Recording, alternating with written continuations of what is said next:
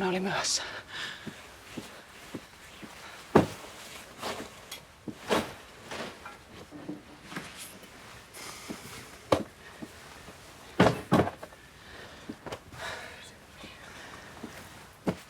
Niin. Meillä on 2 vaihtoehtoa. Jos se sattuisi olemaan esimerkiksi perusristeiluohjus. Joko sen pudonnut suhteellisen ehjänä ja ympäristövaara ei ole, tai sitten se on rikoutunut. Jälkimmäisessä tapauksessa on mahdollista, että plutoniumia tai uraania on vuotanut erittäin pieniä määriä. Mitä tämä pieni määrä käytännössä tarkoittaa? Niin, eli meillä on alfasäteily, joka käytännössä on tällaisia melko raskaita hiukkasia, joissa on heliumit. Mikä helvetin neukkuvakoja tänne nyt on tuotu? Mä olen virolainen. Eli neukku. Virolainen.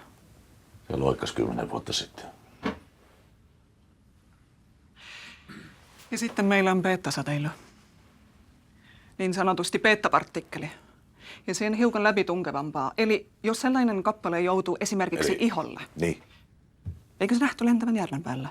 Sitä ei itse asiassa pystyy oikein säteilymittareilla havaitsemaan, koska se alfa ja beta, mitä sieltä tulee, se jää hyvin pienen vesimäärän sen kappaleen ympärillä. Eikä meidän nyt pitäisi oikeasti keskittyä johonkin ihan muuhun kuin tämmöiseen humpuun. Mikä on tämä varma tietolähde, Keinänen, mistä sinä puhut? Jos se iskeytynyt maahan, niin suurempi vaara olisi, että plutoniumpölyä tai pieniä hiukkasia on päässyt sieltä luontoon. Ja ihmiset voisivat sen saada kalojen tai porojen kautta tai tällaisella tavalla sisänsä.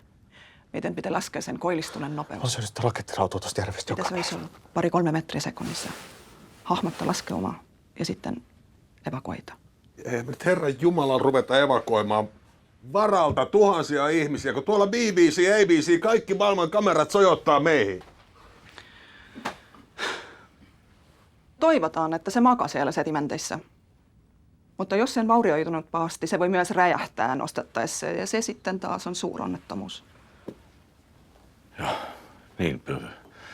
Pitäisikö meidän aloittaa evakuointi jo tänään? No ei vitussa. Kuten sanoin, niin meillä on varmaa tietoa, että siellä ei ole mitään ydinlatausta. Niin, Neuvostoliitolta itseltään. Emme nyt voida siihen luottaa, että mitä ne itse sanoo. Jos sä olet... Yliluutnantti Repola Lapin lennosta hävittäjälentolaivoa 11. Olin tosiaan sillä tunnistuslennolla, missä näkyy, että se oli 0. Jos eurooppalaisissa lehdissä kirjoitetaan, että se ohjus oli matkalla Hampuriin. Niin Helvet Weinberg, siellä vaan lietsoo kylmän sodan propaganda. Ei mitään sen kummempaa. Repola. Laskin muuten kerran huvikseni. Kauanko Eurooppa kestäisi, jos ydinsota syttyisi? Tässä on Suomi.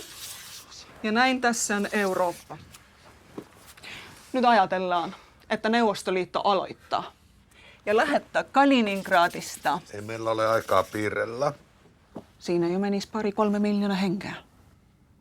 Olisi mennyt 25 minuuttia, 45 minuuttia, niin amerikkalaiset tähtäisivät isoihin kaupunkeihin. Ja sama venäläiset. Niin noin 85 miljoonaa ihmistä olisi kuollut. 3 tunnissa 90 miljoonaa henkeä. Eurooppa ei enää käytännössä olisi. Mutta tämähän sovi suurvalloille.